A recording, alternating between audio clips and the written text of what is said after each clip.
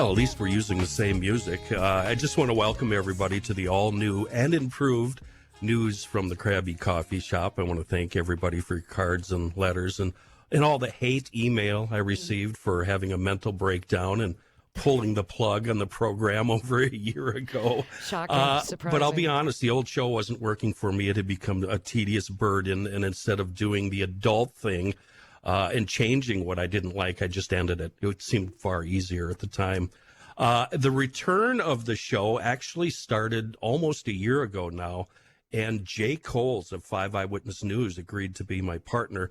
We had a long list of topics and guests, and we were really excited about getting it up and running, but the schedules and other technical issues, it was just too much to overcome, and it just didn't happen. And then one night during Thanksgiving vacation, I had a brilliant idea. Why not my old friend Amy Daniels, the program director at My Talk? Amy and I have been friends since, I don't know, Nam. And I've always wanted to do a show with her. So, Amy, I asked you very, very politely, and you, for some reason, agreed to it. And here you are. Hi, Amy. Hi. Here's how he asked. He said in a text, out of I don't think I'd talked to Kenny in like 2 years at all. I didn't even know where he lived. So I get a text from Kenny that says, hey, you're my first and last choice to do a podcast. Record Monday. Yeah. I was like, that sounds like a polite way of asking to me. Yeah. What's the problem? New phone. Who dis? I said, are you sure you sent this to the right person? Didn't I? And I don't know. I think it's a good idea. I think it'll work out. We've always wanted to work together. I'm a big fan of yours. Yeah. So. And we have a really, really fun first show scheduled today with a Twin Cities broadcasting legend. But before we get to her, we're going to stop everything and we're going to check the weather. Go ahead. I'm Cathy Wurzer doing the weather. As they say, this is the Twin Cities weather forecast. Variable cloudiness tonight with lows about 50 degrees tonight. Becoming partly cloudy tomorrow with a slight chance of an afternoon shower.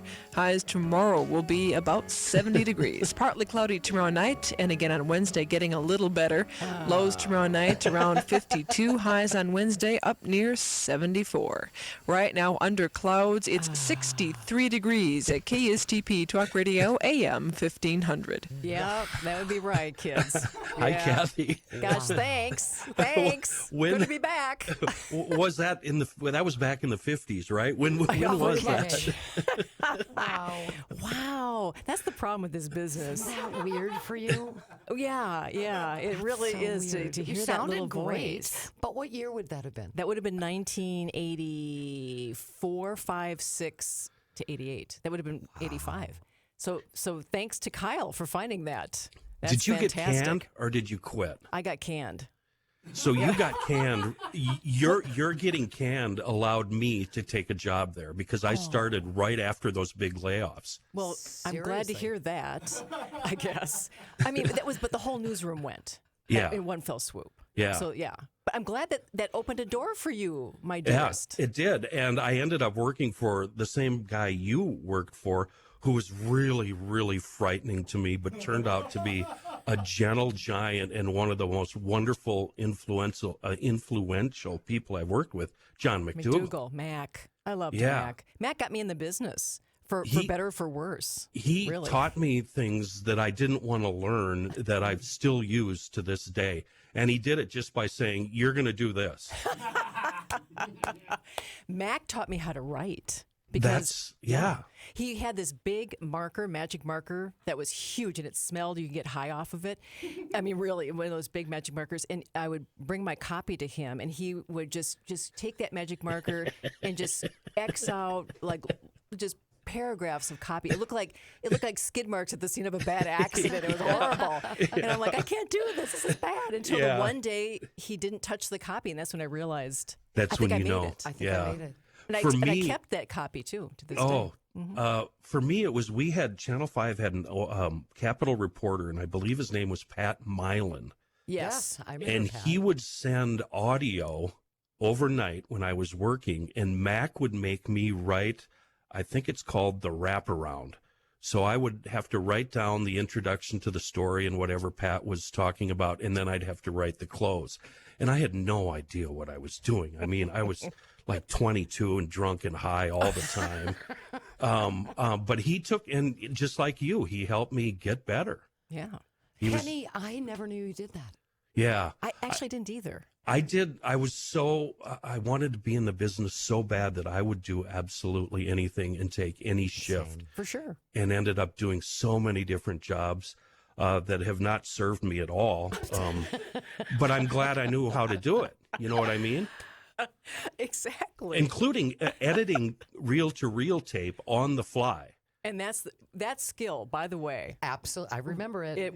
I was a fantastic tape editor. Same. White wax pencil. Absolutely. Yeah. Absolutely. We all brag about how good we were, but do you think any of us could do it now? Oh, yes, we could. I think I could, but here's the truth. Because when I came back to the radio station, well, I didn't come back to, but when I came here in 2004, I came as the production director. Yeah. Making commercials and Yeah, a lot of editing. If it was still tape, I would never have taken that job. Really? It's just you can't do. I mean, what we could do with cutting tape is take out pieces. Sure. But But you that really was can't that was about manipulate it. it, yeah. You know, you could kind of move things around, but not very well. The digital age made it way more fun, but I would never have taken that job. Do you remember cutting, you guys, and you would have like maybe words, and you might put the word to the side Yes. somewhere, and then of course Yes. some idiot came in the studio and blew And, all like, your blew little it off bits. the Like, counter. Yeah. jackass. And then you would write on it with like the pencil, Yes. like duck or whatever it was. And then you were going to put that that's back in, good. and it never sounded right because you No. couldn't adjust it. So it'd be like the guy shot a duck. It just Yeah. jumped. It was so strange. It was true. Yeah. But it was fun though. It was Truly, fun. it was fun. It was fun. Yeah. So- I'm glad Kenny, you told us that story. I didn't know that about I you. didn't either. Oh yeah, and I worked for did North Stars and Gopher Sports, and went on the road once or twice with the Gophers, and there was just I wouldn't turn anything down. And I do remember the very first time that I did a weather report. It was on the weekend in the evening during network programming. And I was so excited that I called my girlfriend at the time and said, you got to turn the radio on and listen to me do this. And I stammered my way through it. It was absolutely awful. Just the worst thing ever. But boy, I was sure proud of myself. Isn't it funny when you're that young and you want it that bad? And it sounds like we all did. Yeah. I remember I worked at K102 as a promotions person in the early to mid 80s. And at some point they needed a female voice to just say these words. Brought to you by the American Beef Council. And thinking back, it's kind of embarrassing. I made the traffic director type out or print out all the times that spot was going to run, where all I said was brought to you by the American Beef Council, and then made my family listen to the radio at those appointed times. It was so embarrassing. It's true though. But So- remember how exciting that Oh, was? it was so exciting. So Grandpa Wurzer, I have his 1934 Philco radio in my living room. Oh my. Restored. It sounds great. So Grandpa would listen to AM 1500 every morning from the 40s into the 70s, 80s. And then when I took air in 85, my dad told Grandpa to listen. And so he listened on that 34 Philco. And Grandpa was just stunned. That all of a sudden I there's can't my imagine what voice. that would be like for And him. it was the coolest thing. The coolest thing. That's of all the things you've accomplished, Cathy, that in your heart of hearts, doesn't that feel like that's how you made it? the best. That was when you knew. Yep, I knew. Right? Exactly. When my Why did you grandpa get came. into the business, Cathy? I wanted to be a print reporter at first, and I went to UW River Falls. Yep. And you had to be a junior to work on the newspaper. So I was drinking way too much beer Right. and eating way too much bad food. And so my roommate at the time said, you really should do something. Well, you should go to the radio station and write the news for them. So I thought, yeah, I could do that. So I went to the radio station, and the news director at the time said, oh, no, we don't write the news. We rip and read. And she points to the AP printer. Yeah, as that's clacking away in the corner. She said, go over there and rip some copy off and then go in that room and read it. And I thought, no, I don't want to do that. But my roommate dared me, which I have trouble. Yeah. I accept dears. So I went in there and I read, and it was live on the air. It was horrible because I didn't understand all the hand signals. Like when you do the rap signal, what the hell does that mean to you? Doesn't it mean like maybe read faster? Right. Absolutely. If you don't know. You don't know. So of course I'm reading like a maniac and I'm tripping over myself. Faster. Exactly. And all these Wisconsin place names like Shawamigan and it was horrible. So I really screwed up. And finally the DJ in a fit of desperation as he's trying to rap me and kept rapping me and I'm just racing through the copy, he finally makes the universal slash your throat. Slash your throat, like, shut up. And he cut my mic, and I thought I failed miserably. But the news director at the time said, you sounded really great. Would you want to do this on a regular basis? And that's how I got into it. And that's one thing about McDougal. He would rip and rewrite and then read. Right. Yeah. And that's actually, I think, the right thing to do. Yeah, Correct. absolutely. Put in your own voice. And he had that voice, too, that scared the bejesus out of you. The biggest voice ever. Like God. Yeah. Like God. Since we're talking about him, let's talk about his career at KSTP TV. Yeah. Because he was one of the early anchors, was he not? He was one of the first stars. Yeah. He replaced Bill Ingram, who was the first star here at KS. And actually in the Twin Cities, Ingram was wildly popular. And Ingram left, and they brought in John McDougal. And I didn't really realize how big of a deal he was when I got to KSAM. I mean, he hired me, and at that time he was older, and he was always kind of bitter, and I didn't understand why until I actually did this documentary, and I did the background on Mac, and I realized just, it's a hard business. TV news is extremely hard, and at the time he was at the top of the heap. And then WCCO TV came on the scene and wiped KSTP off that number one position, and Mac took the brunt of that. And so he was no longer king of the hill, and I think he was always kind of sad about that. And then he in 72, is that when he quit TV, or they let him go? Yeah, I think it was kind of a mutual decision. Mac, knowing Mac, but he came back. I mean, Mac was selling for a time. Remember novelties? Like your business might have premiums, like T-shirts, ashtrays, or something like that. Mac was selling that kind of stuff, and knowing Mac, he was a pretty good salesperson. And then he came back. He asked for a job, and they brought him back at the radio station. Doing news on AM 1500, and he worked with Vogel and a bunch of different guys over there. I know it. And there was a lot of the older guys from TV were sent to radio. There was Kyle's laughing like, yeah, that makes sense. We have spent our life in this business, but this is the graveyard for other industries. I'm just saying. Yeah, I know. Yeah. There was Colonel Don Beeler. Don Beeler, I remember that name. Right, was a reporter on the TV side, and he was a tough guy. I mean, like legitimately tough. He was in the military, chain smoking, and he was with us too. And I just remember thinking, this was the most fantastic place I've ever worked in my life. I mean, it was just so much fun to see these guys and to listen to them. Beeler would just be needling Mac, and Mac would needle Beeler, and it was just kind of a fun deal. It's a lot of fun, back and forth. So you're both telling me that at some time, because this is before I was aware, that 1500 had a full newsroom. Yeah. Oh, yeah. Okay. Mm-hmm. And was it called 1500 or AM 1500? No, not the talk station, talk radio.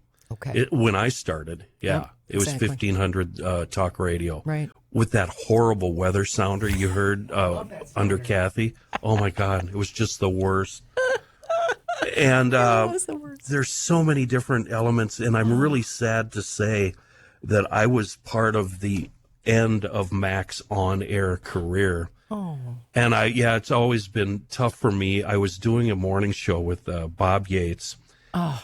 And we were young and smart asses and hip, and we were at the time doing what we called blowing out the blue hairs. So we're trying to get rid of our demographic, which was old people who hated CCO, so they listened to 1500. We wanted a younger demo, so it was basically shock radio. We were, really vulgar.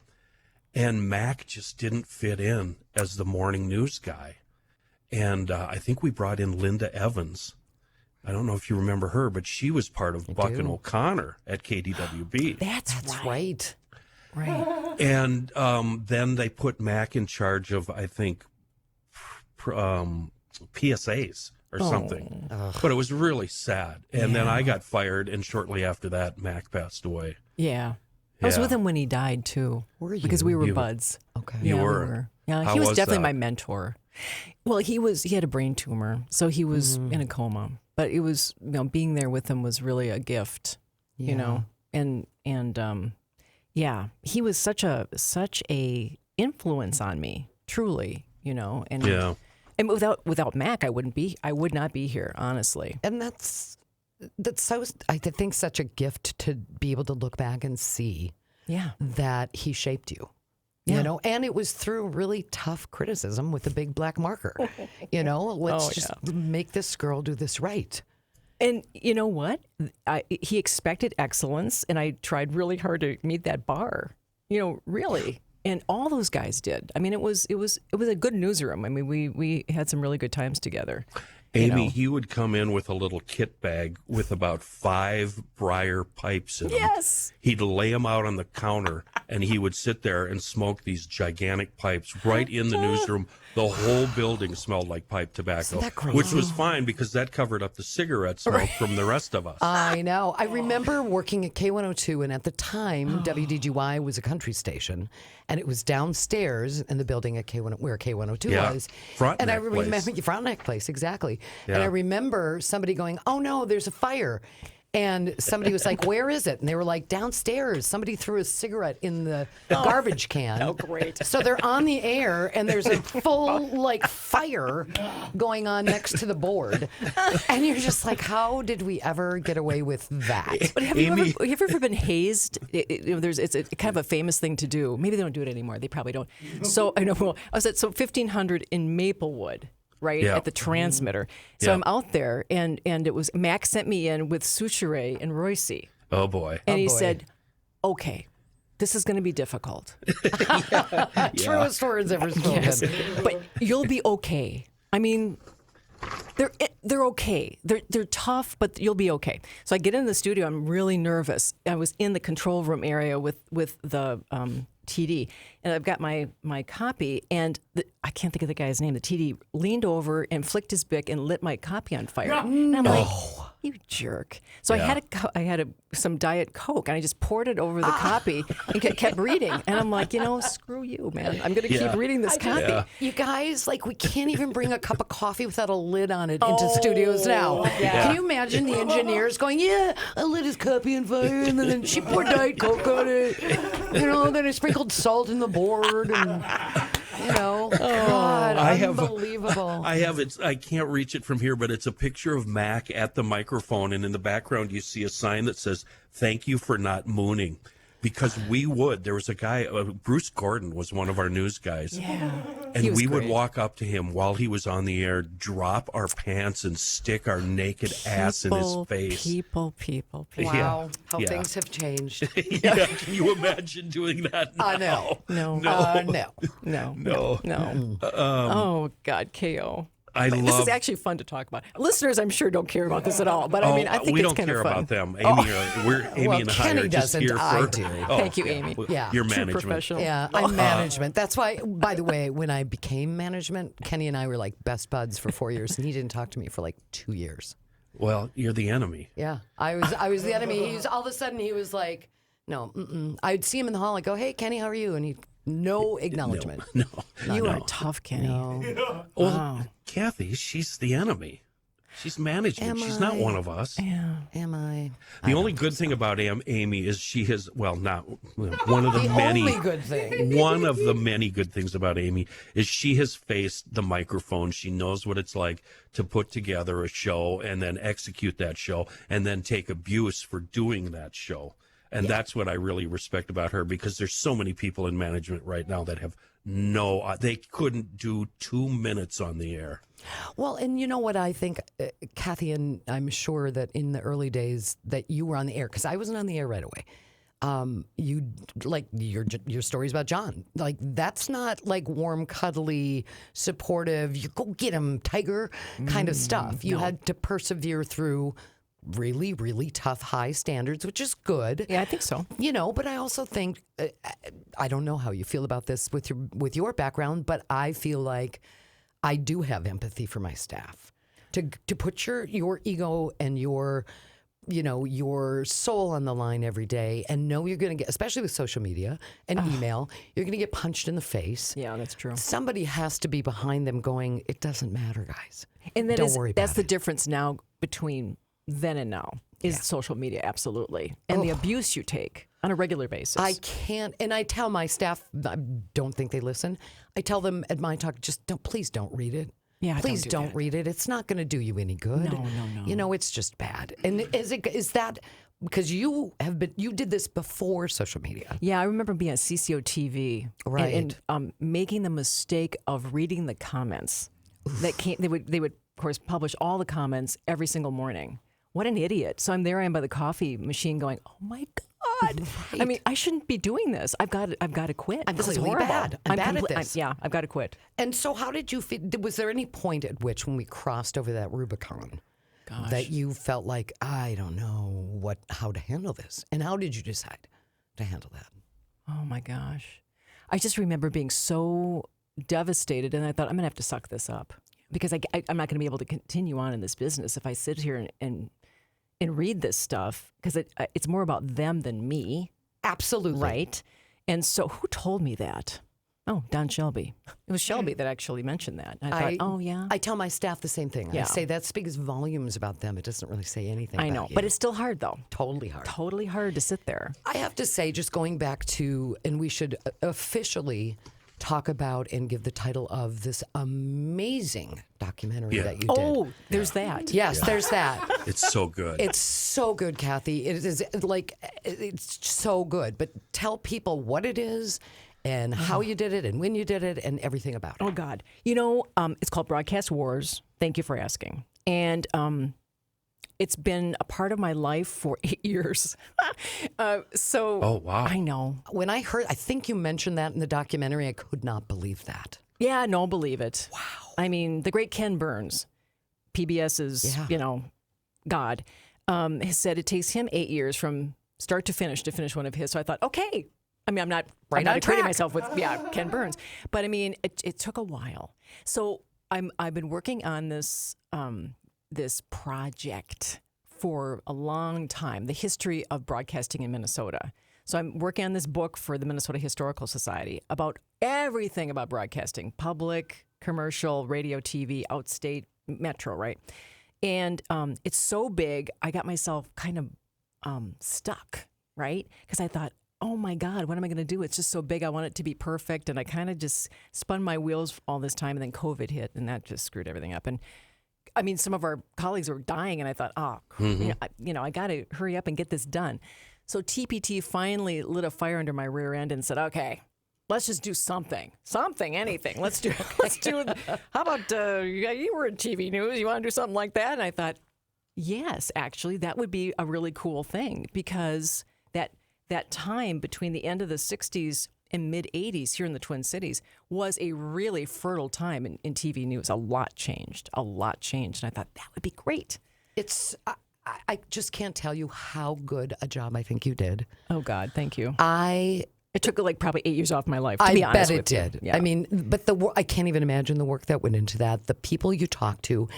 If you were alive in the Twin Cities in the 60s, in the 50s, in the 60s, in the 70s, in the 80s, even if you weren't, this gives you just this amazing look at what a fertile news environment we were in. Oh, yeah. It's a great TV market. It's such a good TV market, but you did such a great job at capturing I didn't know, did you know, Kenny, that Channel 5 was so dominant for so long until the late 60s? The first in the Metro in 1947 to have a newscast. I had no idea. Oh, this is a pioneering place, you guys. Yeah. I mean, Hubbard Broadcasting, absolutely. Well, I'm a radio nerd, so I know everything there is to know about 1500 and radio and all of that in the history with, I call him Grandpa. A lot of old employees called him the old man. Yeah. But it's Mr. Hubbard's dad, Ginny's grandpa, so I call him Grandpa.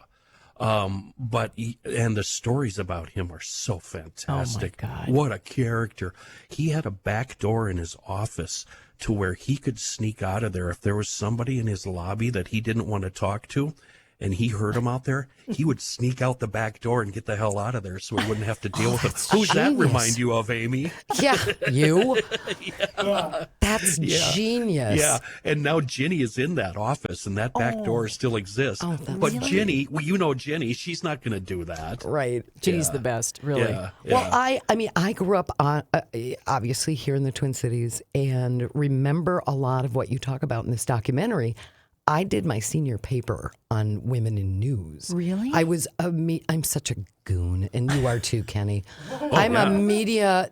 I always have been, like, fascinated with media. I followed a lot of that. Didn't know a lot of the details. So to get this inside look with people that they were so iconic. Pat Miles, Cindy Brucato, the Majors brothers, which I want to come back to. All the people that came through this town in TV news and what happened. I'm glad you brought that up because the one I didn't know about and I want to know more about is Tony Hughes. Oh, Tony. That's a Yes. heck of a story. Black gal, Yep. she did the weather. Right. How did she get the job? Why did she get the job? And why was she so unceremoniously just dismissed? And this was what year when she started? Late 60s. So it was 69, according to my notes. And it was Yeah. it was a time of great turmoil, obviously. I mean, there were North Minneapolis, there were riots there. It was like the country, right? There was just a lot of turmoil going on. And Tony, this beautiful black woman, she was a model at first, and WTCN TV, which is now currently Care 11, right? It was WTCN. They hired her as their weather girl.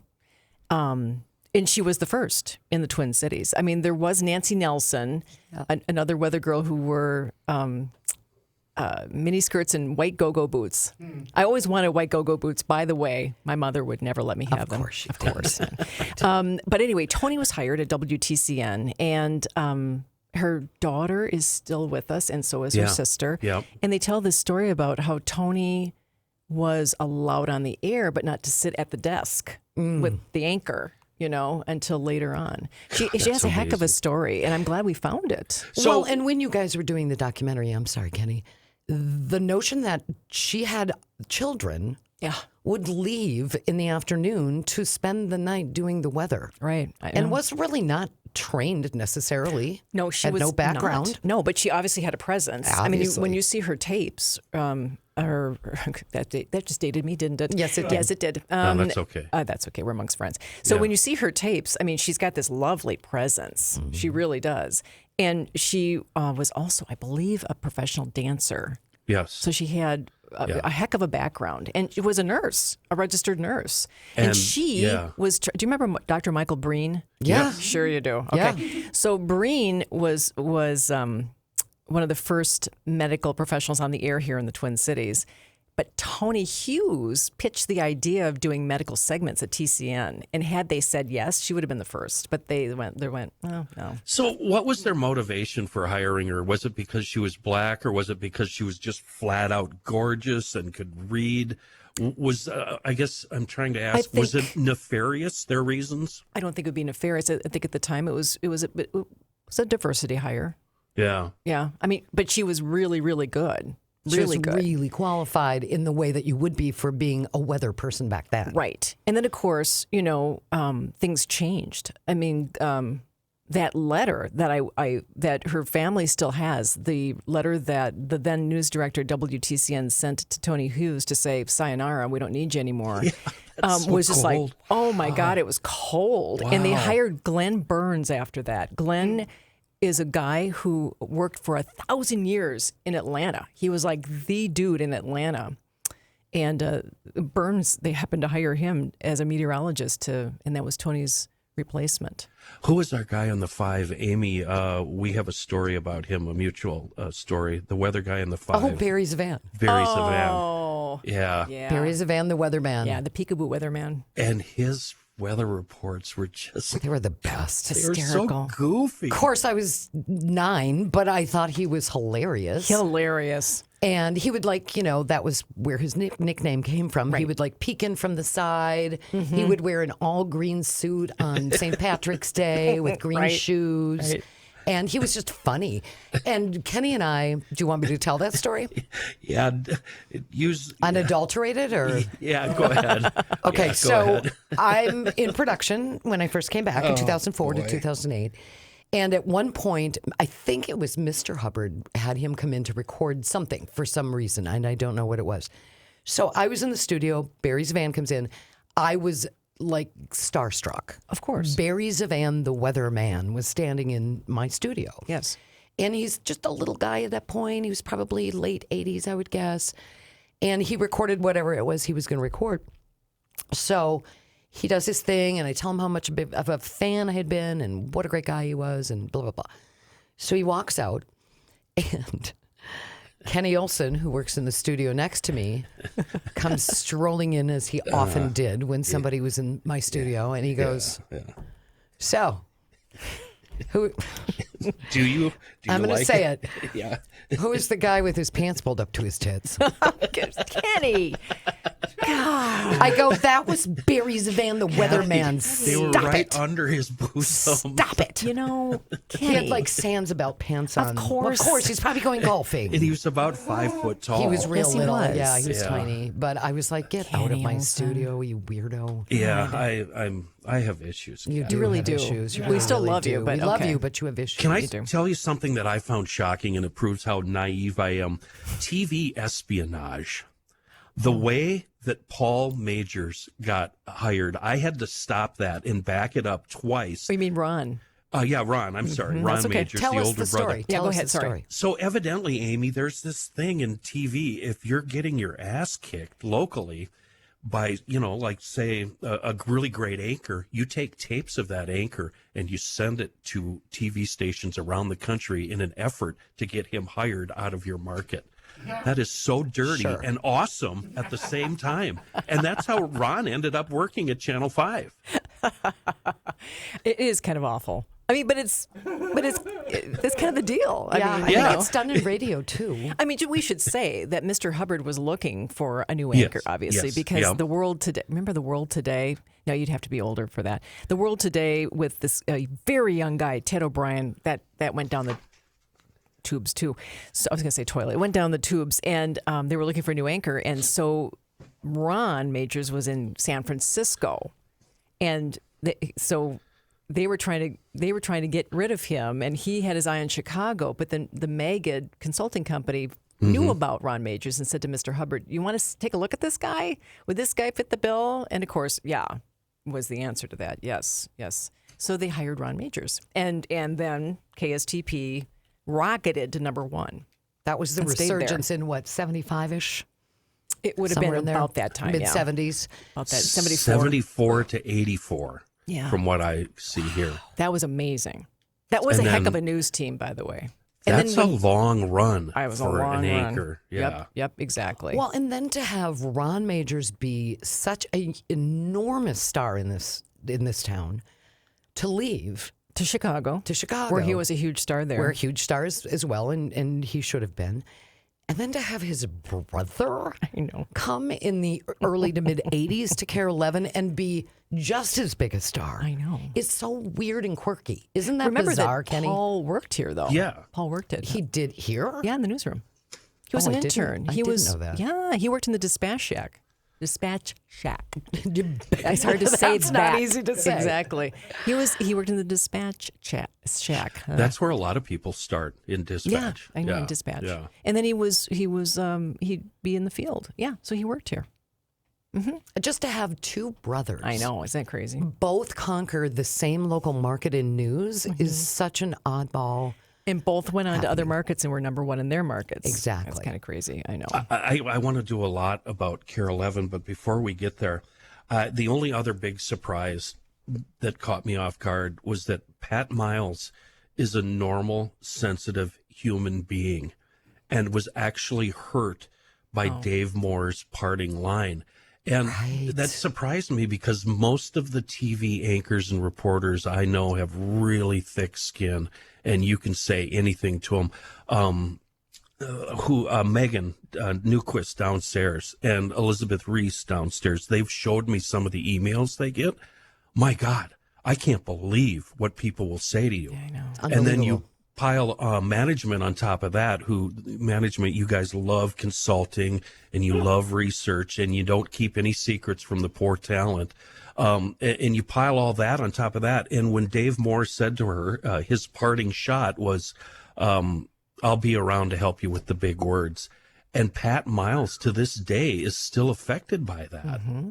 Yeah. And I had no idea she was a normal person. Yeah. She's a very sensitive person. Yeah. And just for people who don't know, Dave Moore was legendary. Yes. Legendary guy. He's the one that really helped Cathy, according to your documentary, really knock Channel 5 off its throne. That's correct. Right. And I remember him distinctly, but think about him saying that on her his last broadcast, and B, you're right, Kenny, for her to admit to this day how much that affected her is a willingness to be vulnerable about something like that that I didn't expect. Which was actually really nice. I felt honored that she would be that honest. I mean, actually, all the anchors were honest who we talked to. I mean, they were just, which made me feel like they trusted me in order to go there, which was really, I was honored by that. Would you get nervous at all when you were asking certain questions with No. this doc? No.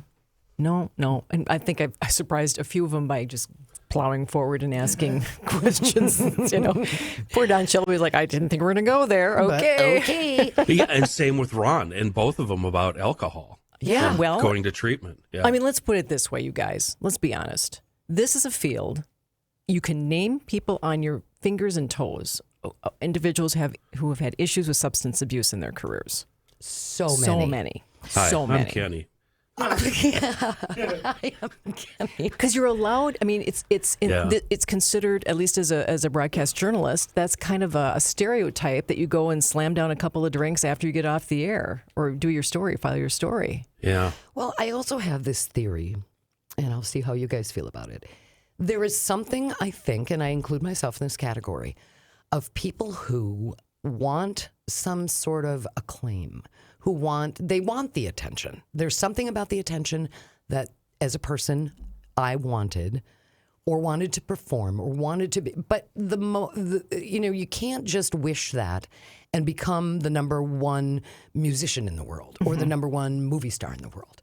But local radio and local television are accessible or seem accessible. Yes. So I think people with maybe some issues around, and I'm not saying they're all bad or abnormal, but I think people maybe with issues around ego and or neediness and or creative types in general have a tendency to gravitate towards this business. And it's rough when they get here.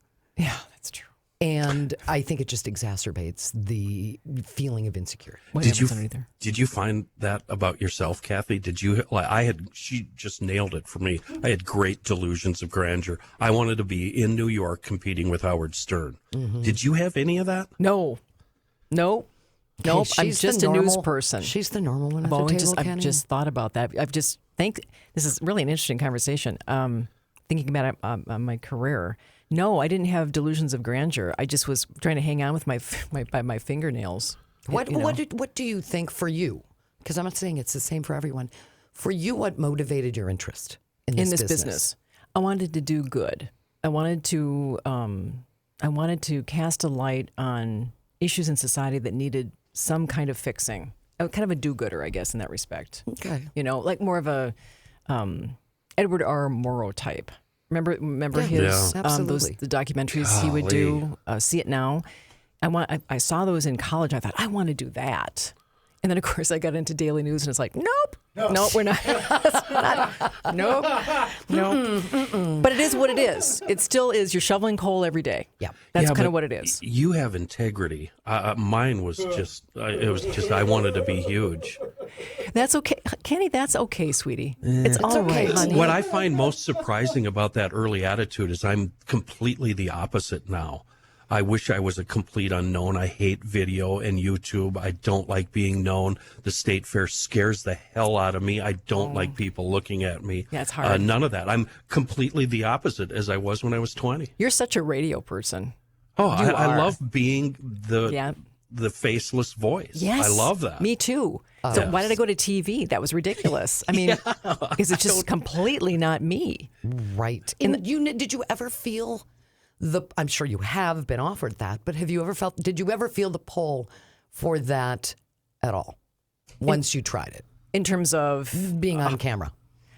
Oh, I mean, I know you do Almanac. Literally, I did Almanac on another dare. Of course. My whole career's been based on dares, which is I love pathetic that. if you think about it. But no, Eric, my former husband, co-host still, said, I'd like you to co-host with me just once. Wouldn't that be fun?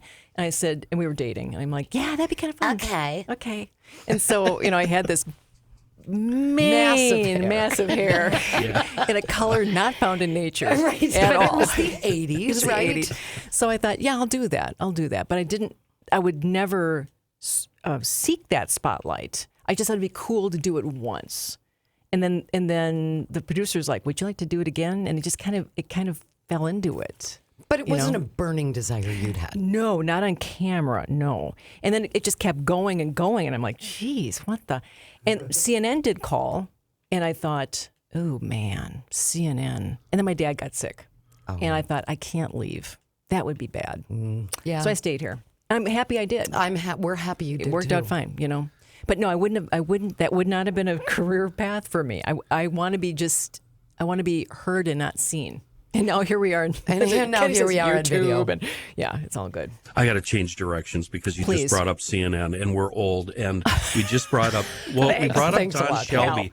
Don Shelby's thing with going into treatment was when he was, I guess, a little buzzed or drunk or whatever and on the air. Yeah. And he felt great shame about that, and he still does. And now we fast forward to now where TV anchors on New Year's Eve get drunk on the air. Right. And I'm sorry to be a prude, but I have a huge problem with that. Yeah, I do too. I do too. I don't Okay, know good. why that is going on. And what a producer, where's the producer?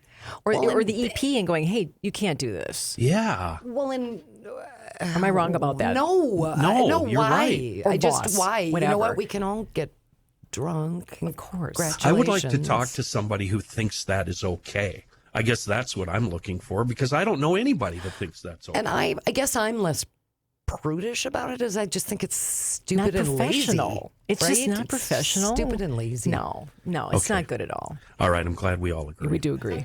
What else should we talk? Now, snorting cocaine on air, that's a little bit different. You don't want me to chop up an Yeah. 8-ball and Yeah, go to please town? do. Yeah, snarf down some Let's do candy. that.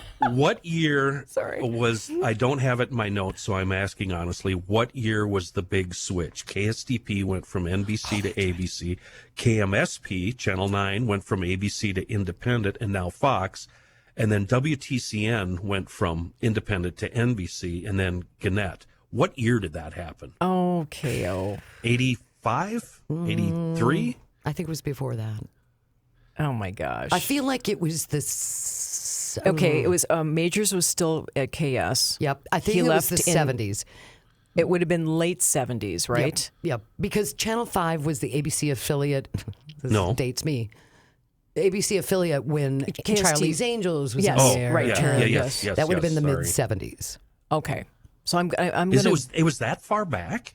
Oh, Yeah. yeah. 75, 76, Remember, Majors had 77. said he was, so that would be 75. 70, yeah. Yeah. Okay. I remember. glad I stumped you. I remember This is awesome. I remember being a kid. This is what a geek I was about media and following that saga very closely. Did you really? I did. When you started talking about it, I was like, I totally remember that. It was because it was like, confusing. oh my gosh. It was huge. Channel 5 is an ABC affiliate. Now this WTCN is NBC, so that means the NBC shows are switching over there. Right. And what about Channel 9? What are they going to do? But I it was made just- sense. Hubbard, it made sense totally- to switch. And as Ron Major said in the documentary, everything just sailed smoothly along. Yeah. Which is fine. Isn't that weird?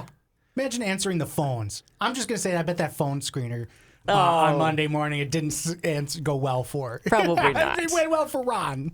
So Gannett buys Channel 11 That's true. WTCN. Yes. They changed the letters To WUSA. WUSA. Forgot about that phase. A millisecond. And Yeah.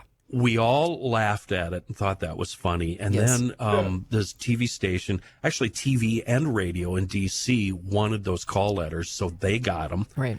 And then Care 11 came on. And I don't know about you guys, but at the time, me and everybody I knew mocked Care 11. Of course. Because they were the USA Today of TV news. Yes. Absolutely. And by the way, we all mocked the USA Today, but I used it extensively for show prep. it was the And made best. fun of it, but used every single page. It was the best prep for radio. in the world. Absolutely. It was. And then these guys at the 11, oh my God, it was so fun because we didn't think they had any substance. Right. They knock out a wall and they build a backyard for the weather guy, which I thought was ridiculous. But I watched every night. I couldn't turn it off. I didn't, and I don't think it was hate watching. I think it was fascination. You know what I mean? Yeah. The waving at the end was brilliant. That too, I forgot about that. And what Getting- a way to make it feel like you're a part of the community. Yeah, engagement, Exactly. involvement. The commercials that you guys are the promos that you threw up on the documentary of this, the snowball fights and the sliding. I so Oh, my remember God. those. I feel so bad for them. We mocked them so much, but doesn't it just go to show? And I don't know if you thought a lot about this. I'm sure you did, but everybody mocked them. I remember it everybody. distinctly, and for a long time. Yes. The Care Bears. The Care Bears, Yeah. absolutely. And often, though, don't you think that it's either crazy or it's visionary? And sometimes you got to be a little bold to make a mark, right? And they were. They And that's why I thought the story of how Care 11 came to its preeminence was fascinating. I mean, Yes. it was a strategy that was carefully thought out. Carefully thought out. And I love how you went into that because I think if you just took top line, most people in this town were just like, that was so weird. And then all of a sudden it was the #1 news station in town. Right. And nobody that I've seen has ever looked deeply into how that happened. And that's what I loved about your show was you really kind of dug into what they were thinking and where it ended up. It was actually brilliant when you look at it. And of course, that was that Fridley tornado, you guys? Yes, Yes. I think Okay, so. right? When they Yeah. sent Mad Max Mesmer up, the helicopter Yes. pilot, and Tom Empey. 1986. 86. Yeah, during the Aquatennial. Yep, I had just left KSAM, and did I leave KSAM in '86? Was I here? No. Yes, I was still here. Sorry. I'm like, what But am I wanted to leave real bad. But I remember an unnamed general manager at AM 1500. So we were watching. We had big banks. We had, we went downstairs, and there were. Oh my God! We were watching that coverage of the tornado, which was groundbreaking. Unbelievable. And the general manager at the time, many adult words were spewed out. I mean, and I can only imagine at CCO. I mean, Ron Hanberg, who was also in the documentary, was their longtime news director who went to become a vice president at CCO, and they were just like, oh my God, what is this? Right. But it was all random events But it proved they could do news. Right, but imagine the guy's up in the helicopter, and all he's up there for is to test a new camera. Right. And it's like, oh, what the hell's that over there? I'll That's a be damned. tornado. It's a tornado. Yeah. And And it it was all so- came together. It was so distinctively, I remember, and I wasn't obviously in the newsroom.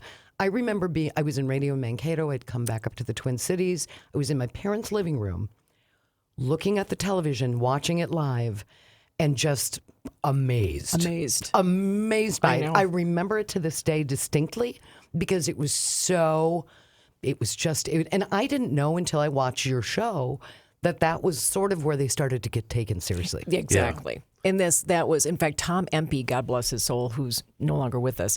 Empey was a great photographer, and he was up with Max, and they're getting close to this funnel, and, things are pinging off the helicopter, and, it Hail, was just like, yeah. oh my God, Yeah, we could yeah. go down. I mean, so they were in a fair amount of danger to get with the shots that they got. And then, of course, it was brilliant. Remember the Aquatennial? So then Yes. this made groundbreaking history. They landed safely. Everything was cool. The Aquatennial, then they put that on a flatbed truck.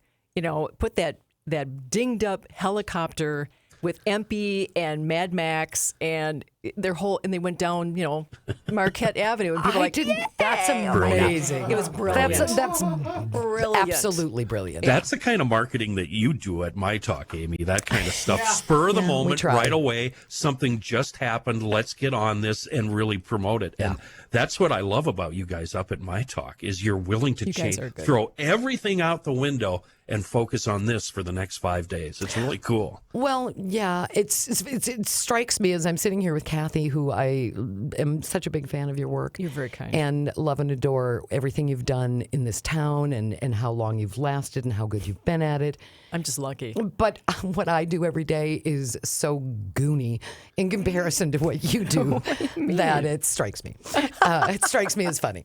And that's okay. There's room for all of us. There is room at the table. You're for a everybody. do-gooder. I'm not sure I would say that that's always what we do at My Talk, but we actually are pretty dedicated to charity. KO knows me, though. I'm not totally a... No, she has She I like the dare thing, that she likes to take a dare. I feel like a couple of drinks in Cathy Wurzer could be an interesting I'm night. a gin-swilling, red meat-eating, gun-firing, horseback rider. The thing about her is she's not willing to admit, or she is willing to admit that she's a friend of mine.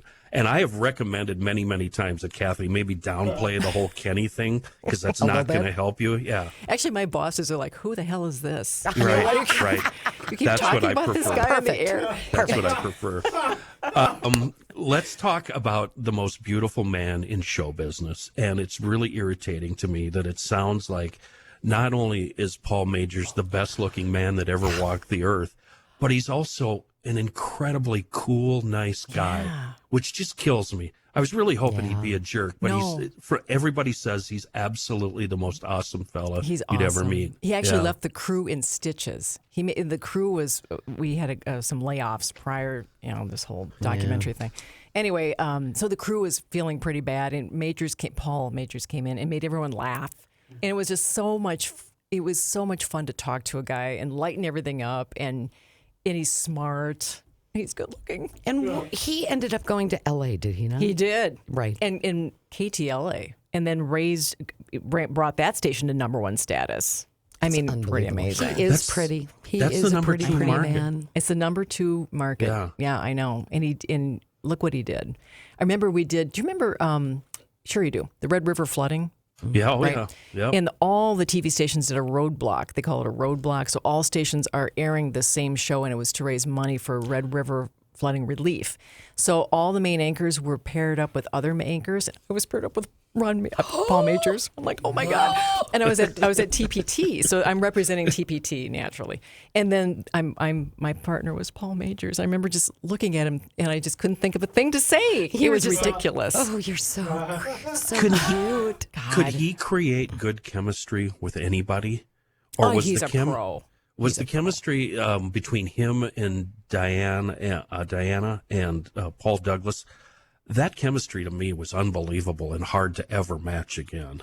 Well, chemistry in any situation in broadcast is hard to match, don't you think? I mean, when you have it, you have it. Oh, you can't, I have a whole page it. about chemistry, and how I'm a big believer in it. And I'm really stunned that Don Shelby and Pat Miles had such great chemistry because they were pretty much forced together.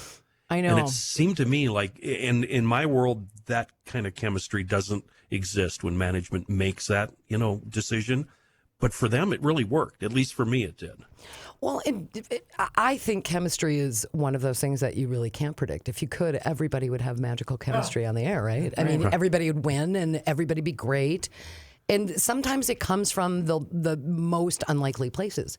You're saying like Don Shelby versus Pat Miles, and how would they work? Sometimes they work despite despite you thinking maybe it won't. Yeah. You put them on the air and there it is. Right. Yeah. You just I think the trick with management isn't trying to construct it. I think it's to recognize it when you see it. And to give it time to blossom. Yes. I'm so cynical because I've been a part of so many failed morning shows on AM 1500. It was always, let's throw the knucklehead traffic guy in there and force these new hosts to work with these guys. And they didn't necessarily want to. and I didn't blame him. Yeah, I get it. So we learned the hard way there. I mean, both Ron Majors and Dave Moore admitted that they didn't want to work with women at the time, right? It's amazing. And it worked out because, as Cindy Brucato said, Ron Majors was such a professional. Right. And she was a damn good anchor, actually. So I mean, Yeah. it worked. Yeah. And Dave Moore with Pat worked. It was better with Shelby, though. Yeah, much better. I think oftentimes liking each other isn't a predicate for chemistry. That's Oftentimes not liking each other, and you don't have to hate each other, but you don't have to be best friends. Napping donuts. Uh-huh. Yeah. I thought could they go were on and on. terrific, by the way. Nappin' Donuts, one of my favorites. Yeah, ever. but they had a hard time getting along when the mics were off. How many stories do we all know about where that's the case? Though? Wait. I'm doing a radio documentary. So this is helpful. Oh, Yeah. Are you really? Yeah. That's great. Thank you. That's Yeah. amazing. I mean, well, you have to now, right? I mean, I Yes. did the TV news thing, so I have to wade into the pool that's radio. Won't that be there's fun, though? So much, absolutely. And you know what you did with this one, honestly, for a media geek since I was so young, was my dream come true to watch this. Honestly, God bless you. I had God, I my love Amy. Diet Coke and my little ball of popcorn, and I was like, oh my God, and because all of this was so fascinating, and you captured it so well, and to see the people who were in our living rooms for all those years, and to see what they're doing now and what they thought about it then, Right. it was amazing. Right. Thank you. I appreciate that. amazing. I do. I really do. My intention initially to have you on was to talk for an hour to maybe 2 or 3 hours about death. Yeah, that was his Because plan. I am very, very fascinated with death, both leading up to death. When This we is know one heck of a lead-in, let me tell you. when I know somebody's going to die, and then after they die in the grieving process, it all really, really fascinates me. But obviously, we had such a great conversation about TV. I do want to mention, though, End in Mind, the endinmindproject.org, which you're a major player in. And I want you to tell me a little bit about that, because Amy's already faced this, and I'm about to face it. And talk about how you're going to help me out with Yeah. the death of my parents. Yeah, I know this sounds. When I tell people that I founded an organization that helps people prepare for either their death or a loved one's death, and I've had a cocktail party, people just back off. I don't know why. Gee But whiz. they go to the crab dip and they're like, we're done with this. I They'd know. rather have Fritos than yeah, talk I know, about for that. sure. Well, I think that's part of what makes it so difficult is nobody wants to talk about it. That's exactly right. I know. So I founded this nonprofit to help people learn how to talk about death about it. and to prepare for it. But I don't want to dwell completely on that. I also want people to quit wasting time.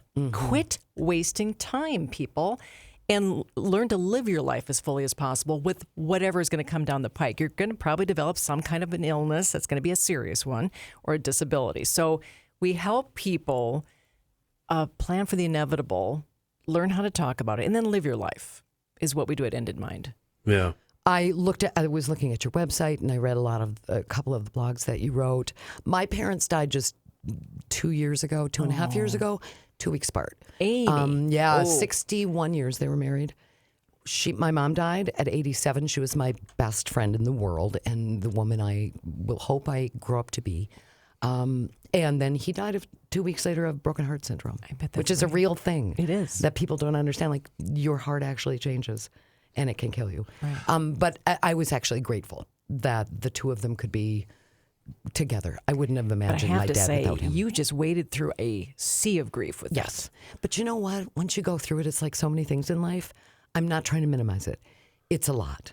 And it was painful, and it was hard, and I will never forget who they were, and I miss them on a regular basis. But it's also a lot less terrifying once you walk through it. That's right. Exactly. There was great comic relief in the demise of your mother, which is really a weird thing to say, and don't take this wrong, because Stick with him here. Stick Okay. with him. in order to alleviate the pain, your mom got into the weed. And Yeah, your she mom and the weed stories were so fantastic and funny and heartwarming. And So funny. My dad Yeah. would get so mad. My brother got her a bunch of, I'll make this story short, got her a bunch of chocolate that was laced with THC. Sure. For pain. She had a lot of pain. And she was also as many people's parents are starting to do as they get older. She was her memory starting to fail. And she at one point went into the kitchen and wanted a snack and opened the freezer and was like, oh, I have chocolate bars in here. And she weighed like 95 pounds. Ooh. And each one of the squares is 5 milligrams, which for most people is a lot. That's enough. A reasonable amount. That's enough. 10 is a lot. Oh. Yeah. This was a bar that was like each square was 5 milligrams. She didn't eat the whole thing. She ate like 6 out of the 8 pieces. And she was blasted out of her head. And my dad was really, really mad because he was a prude. And he called me and he said, Amy, get over here right now. And I said, why? And he goes, Mom ate a bunch of marijuana. And I said, what? So I go, okay, I'm on my way. So I get there and he goes, make her stop laughing. She's so happy. And my little mom is sitting on the couch pointing at my dad and just cracking up, which is making him madder and madder and madder, which is making her laugh harder and harder. And he looks at me and he goes, make her stop. And I was like, Dad, she's high. This will just have to wear off, okay? This is actually hysterical. He was Dad. just like looking at me like I was supposed to ground her to her room or something. And she'd gotten into the marijuana. You stop laughing. You Mom. stop laughing. I love that story. And he would say, she's looking at me with her eyes.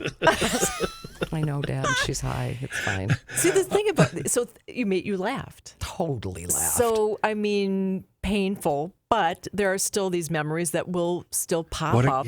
What a great memory. Yeah, and make you laugh. And you so know, they're and still laughter. with you. And don't you think, having dealt with this subject so intimately, laughter, at least in my family for sure, laughter is how it's a twin to pain, right? Oh, yes. That's how you make it through. Yeah. Yes, it's painful, but it's also hilarious because that's life. The funniest people I've met in this part of my life, morticians. Oh, I know. I have to say they're pretty without funny. a doubt. Yeah. I know. Such has a friend who's a mortician that every time you shake his hand, he checks your pulse to see if you're any closer. Oh, my God. Yeah. Well, Cathy Wurzer, it has been a Amy. supreme pleasure.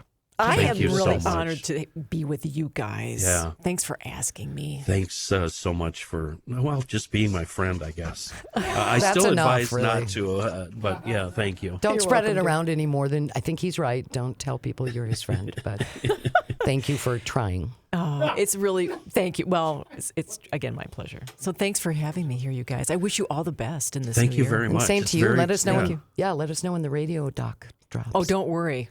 You'll know. Wow. You could be part of it. Oh, Kenny, I love that.